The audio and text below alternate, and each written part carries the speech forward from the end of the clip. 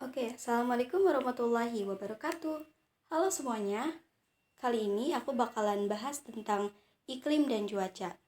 Sebelumnya teman-teman udah tahu belum sih apa itu cuaca dan iklim? Jadi, cuaca adalah keadaan atmosfer pada suatu saat di suatu tempat dalam jangka waktu yang pendek dan sempit. Sedangkan, iklim adalah rata-rata dari cuaca dalam periode yang panjang dan cakupan wilayahnya yang luas. Nah, unsur cuaca yang pertama yaitu radiasi sinar matahari. Radiasi sinar matahari merupakan pancaran energi dari proses fusi atau penggabungan inti atom hidrogen dalam matahari menjadi atom hidrogen. Unsur cuaca yang kedua yaitu lamanya penyinaran dan sudut datang sinar matahari. Lamanya penyinaran dipengaruhi oleh gerak semu matahari yang disebabkan oleh revolusi bumi dalam mengitari matahari. Dan sudut datang sinar matahari maksudnya yaitu dari matahari terbit di ufuk timur hingga terbenam di ufuk barat akan membentuk sudut yang berbeda-beda terhadap suatu tempat yang maksimal 180 derajat. Unsur cuaca yang ketiga yaitu suhu udara. Suhu udara yaitu derajat panas dan dingin udara di atmosfer.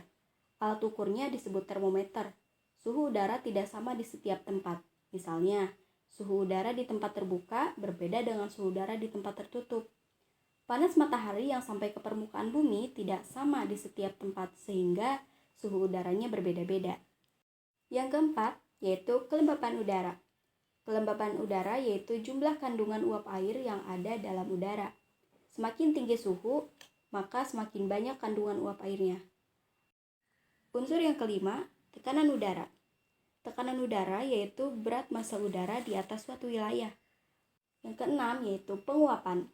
Penguapan adalah peristiwa berubahnya air menjadi uap. Penguapan dipengaruhi oleh penyinaran matahari, suhu, tekanan, dan keadaan angin.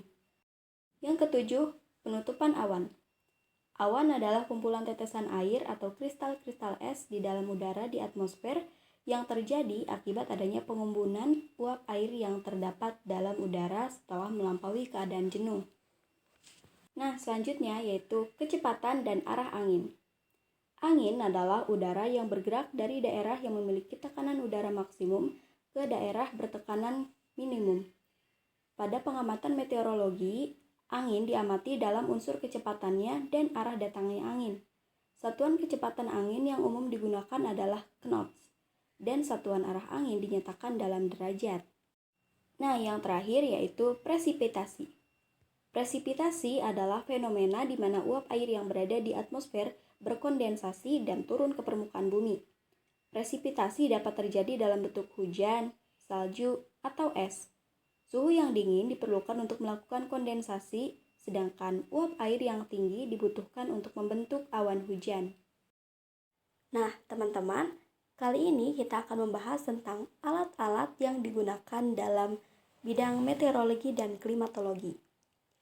Alat yang pertama yaitu anemometer. Anemometer berfungsi sebagai pencatat arah dan kecepatan angin sesaat. Angin yang bertiup akan membuat anemometer berputar dan kecepatan angin akan ditunjukkan oleh speedometer yang tertera pada alat. Anemometer berupa baling-baling yang asnya dihubungkan dengan dinamo penghasil arus listrik. Apabila angin bertiup, baling-baling akan berputar dan memutar dinamo dan akan diperolehlah arus listrik. Alat selanjutnya yaitu termohigograf. Termohigograf ini berfungsi sebagai pencatat suhu udara dan kelembapan udara atau nisbi secara otomatis.